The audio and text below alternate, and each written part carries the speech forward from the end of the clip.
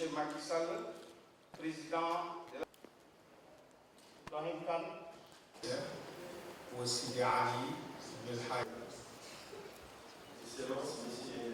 Le Coran réductionniste, littéraliste, quelle que soit sa dérivation ou sa branche, se déploie dans les formations djihadistes takfiristes qui écartent toute sagesse de paix et qui veulent faire de la religion une doctrine de guerre.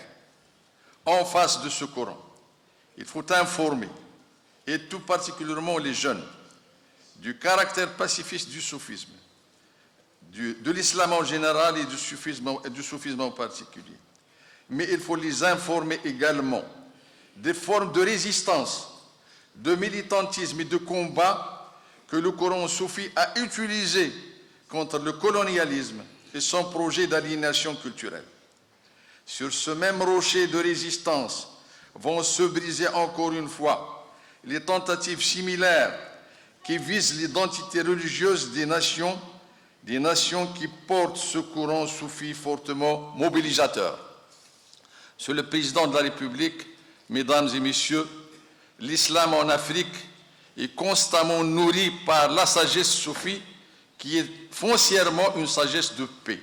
C'est là un des principes fondamentaux communs au Maroc, au Sénégal et à d'autres pays d'Afrique.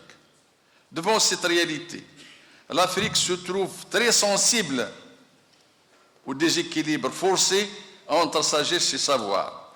Ce déséquilibre déstabilisateur est un travail de sape, un travail animé de l'étranger de l'Afrique, fascinant et séducateur, contre lequel il faut réanimer l'immunité originelle de l'islam africain.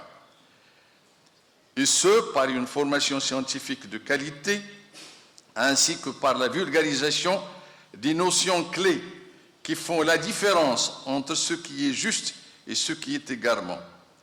À défaut de cette formation de qualité et de cette vulgarisation perspicace, certaines nuances dans le message religieux risquent de constituer des failles exploitables de manière irresponsable. Les agents qui s'attellent à de telles manipulations et exploitations sont objectivement ignorants du fait qu'ils se montrent inconscients des finalités et des priorités de la religion comme chemin de salut pour l'ensemble de l'humanité.